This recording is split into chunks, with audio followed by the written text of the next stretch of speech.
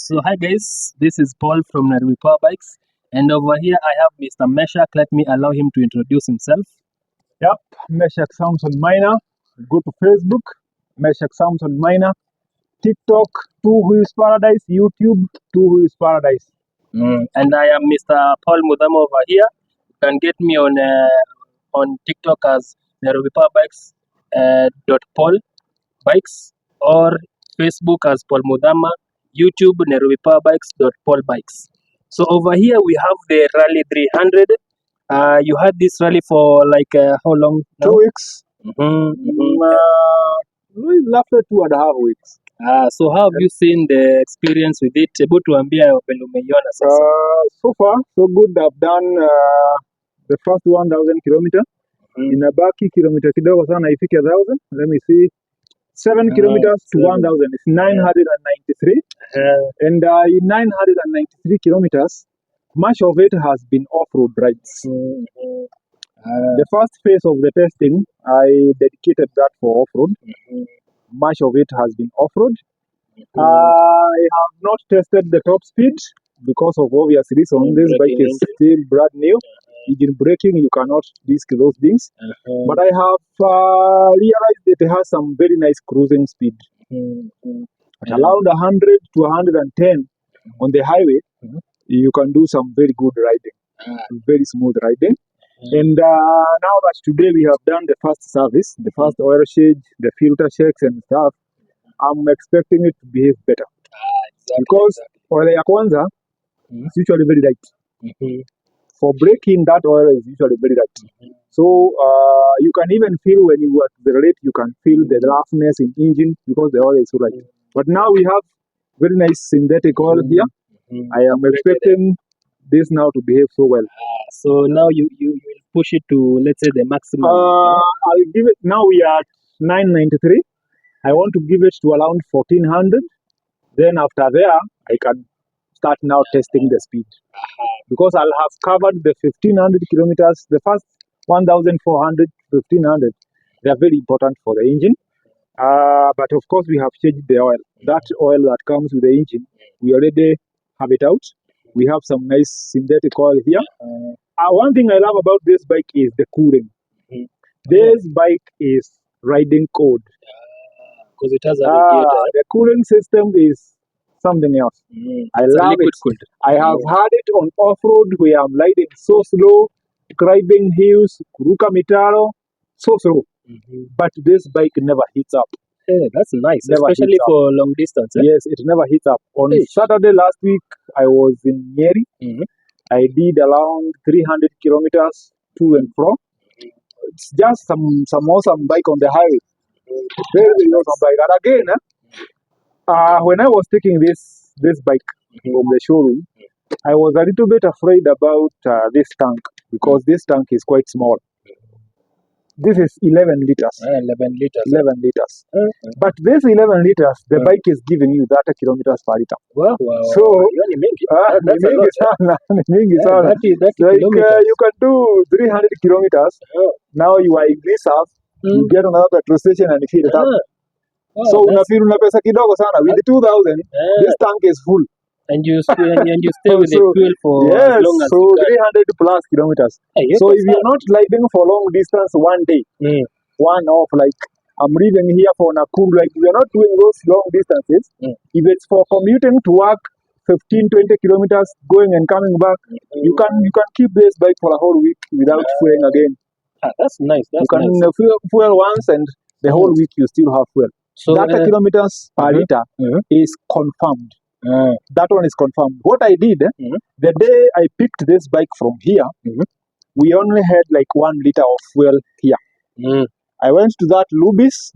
I don't know whether it was called what. Yeah, Lubis. Yeah, there's that Lubis along Langata Road. I filled the bike to the top. I marked the mileage, and then the day I filled it again, I did the calculation. I have the mileage and I have the liters of fuel that I have used. The calculations are coming to that point, that almost 31. Hey, that's nice. So Almost at that least one. it saves you a lot of 300 fuel. cc, 30 kilometers per liter, you're good. Because it's a EFI engine. Yeah. EFI Okay. engine saves you a lot of fuel. Uh, And tell us about the on-road experience, maybe On-road about the experience? wheels. The wheels are okay. These ones are okay. You don't even need to change anything here. These are wheels you can the tires you can use them the way they are. And actually, the name on the tires, I don't know whether we have it on this side. It's called a Tum what? Let me check. This one. Yeah, Tumsun. Yeah. Yeah, Timsun. Yeah, Timsun. I was checking on the internet about these tires because I've never seen them again. This is the first time I'm seeing these tires. They are very premium tires in China. Okay. They are very premium and they are also not very cheap. I saw them. I saw them selling on those websites. They are not very cheap. These are not, and again they are not nylon tires. These are not the nylon that we get when it gets wet. You start sliding. No. See, easy. These are good tires. It's a proper off-road tires. Because I've never seen them again. Then I realized even the price they are selling on eBay, Amazon, and the other websites. This is tire. These are original tires. Yeah. Again, the suspension. Someone would. It's soft. At least so good for off-road. Because it has a good ground clearance. The bike is at a high position, very comfortable. You're seated upright. You don't feel the wind. There is one thing about off-road bikes. Kusukumwa na upepo side. This one doesn't have those issues. Especially when you're doing long distance. I'm still trying to figure out hiyo jalo ilipitia wapi because off-road bikes tend to have issues with upepo. But huyu hana. I think it's a heavy bike. But not really heavy. The engineering, the design. There's something about the design. I think it's There's something about the design. Yeah, the streamlining of the bike. This one was done properly. Hey, that's nice. Because off-road bikes, I have tested a lot of them. Even the Japanese ones. Kina Honda XL, they have a problem with wind. When you're doing 100 kilometers an hour, you get a lot of crosswinds. You can feel it. But huyu hana. So I think there is something. You see, the front of the bike is wider than the rest of the bike. I'm starting to think there is the movement of air. There is the movement. The streamlining of this bike is something we need to. Very advanced. There's something wamefanya. Doesn't have a lot of things on the dashboard. Ni basic tu. Charging port there. Alafu iko na kashaja hapa. And then again, I see it has the inverter. What's the advantage of inverted shocks compared to the normal shocks? The inverted shocks is a modern technology whereby the part that moves is not the top of the bike. It's the bottom of the bike. With upright shocks, when you hit bumps, the bike moves from the handlebars because the part that moves on that bike ni hii ya juu. Shock ina move hapa, hii ndio inakuja inaingia na inatoka.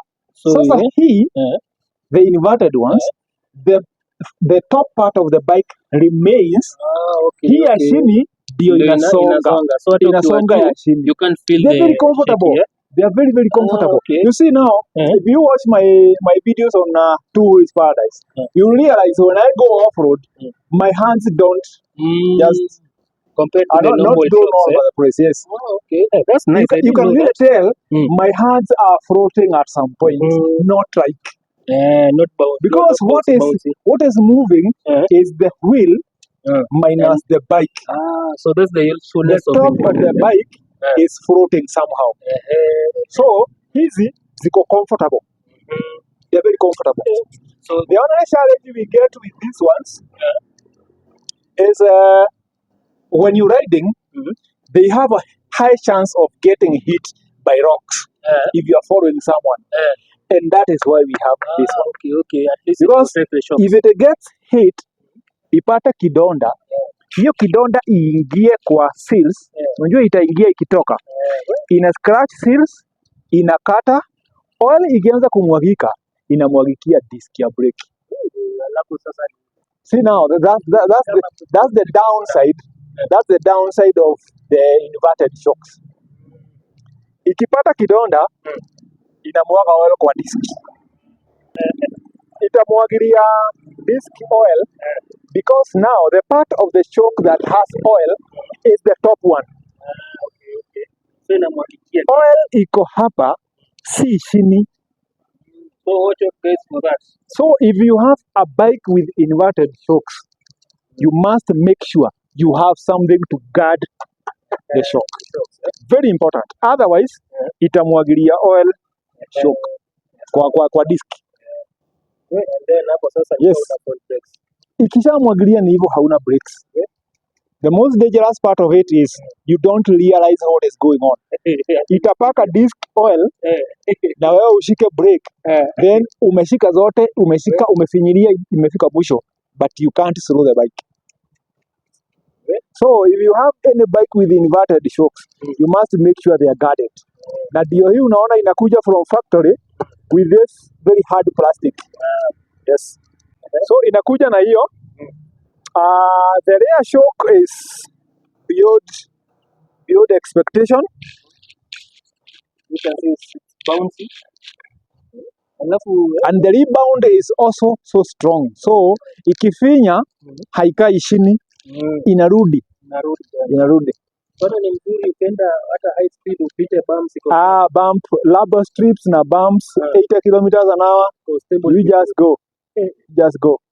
Yeah. And can you tell people if this is a good beginner bike? Yeah, it is a good beginner bike. It's a good beginner bike. It doesn't have a lot of power to scare you. Yeah, it doesn't have a lot of power. What it has, low end power to peak, what we call torque. It has a lot of it because the sprocket here is so big. This sprocket ni ya kishaka, ni ya bike ya pure off-road. It's a bit small. Yes, for speed. Okay, this one is for torque. This is for that power to climb over hills and something off-road. That's why you see this one compared to the 300 DS. The DS has a very small sprocket. So DS is going to be faster than this on the highway. But if you try and put them off-road, this one will forget it. Even the acceleration from zero, this will accelerate faster. But at some point, the DS will catch up. The DS is going to be smoother than this one because of the same engine is the same, EFI system is the same. So the way power is generated in the engine is the same, but the way power is delivered to the wheel is different. So you realize this one feels more powerful than the DS, but it's going to be slower. So you have to understand it feels powerful, but it is going to be slower. Actually, I've noticed that the DS is a bit smaller. The wheel also. The wheel is 17, this is 18 inch. So the power delivery from the engine to the wheel so that you can move is different. So what happens? The power delivery is different. The power delivery is different. Again, the weight is not the same. That DS is shorter. The weight is concentrated to the ground. This guy is so tall. Yeah. So is this a lighter bike than the DS? Feels lighter, yeah, feels lighter. Because it's an off-road too. So yeah, feels lighter. Even the tank is smaller than the other one. So the tank capacity for this one is smaller than the other one. When you fill both of them, definitely you have less fuel on this one than the DS. Okay. And even the ACX Scrambler has a bigger tank than this one. And it's also heavy and shorter. And even the length ACX is shorter. This guy is wrong. Like from here, this guy is wrong. And when are they designed to be long like this? They are supposed to be wrong, because when you go off-road, there is tendency to go through very, very slim trails. When you're going off-road, you need a bike that you can turn and make a very, very short U-turn. Because off-road, we don't have highways. Sometimes you're going through a cliff and then you realize there is a corner somehow. There's a dead end, there is some corner off-road. If you have a short, wide bike, it's going to take you like a whole year trying to do the point turns. But for this guy, if you turn it once, you can make a U-turn. You can make a U-turn. That's how they try to make them long and slim. And also, this angle. Look at the street bikes, even the DS and the ACX. They don't turn this much. So this one, Look at this. Look at this. Coming so close to the tank. That, and again, the wheel is 21 inch. So, ukiinamisha bike kidogo hivi, you make a very tight U-turn. Very tight U-turn. That's how off-road bikes are supposed to be. Again, they are supposed to be high to protect your feet from hitting rocks. You're supposed to be seated somewhere high enough such that you don't have risk of something hitting you. Yes, something hitting you, you have to be somehow high. Not only the engine, even the you as the rider. Yes, you're supposed to be high enough to avoid hitting your feet. okay. Yes. No, I didn't know that. So guys, There are some places you'll cross a river. When you realize there is some level of water like 2 feet, your height is good enough to go through water without you having to put your feet down. Okay? At that moment, you have to stand. Even if the rear wheel drifts, you can still control the bike from up here, rather than when you're seated. so you have better That's why standing. you realize off-road is better when standing. Can you see the angle of my hands? I have total control of the bike. I have total control. Total control. Rather than sport bikes. Exactly. So at least all the energy. All the energy is concentrated here, and you can twist the throttle and lift the front wheel slightly. See? You can slightly remove it from the ground with a small pull plus throttle. You pull it up and you throttle up. They go up, you can go through something. So that's You can how go through guys something. believe, Yes, off-road bikes are made like this. Anything looking different is not really meant for you to go off-road. It's not really meant for you to go off-road. Look at how slim this bike is. Look at how slim this bike is.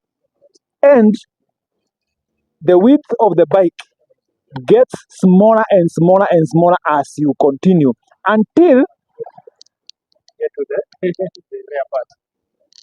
very small. The smallest part of it is the farthest.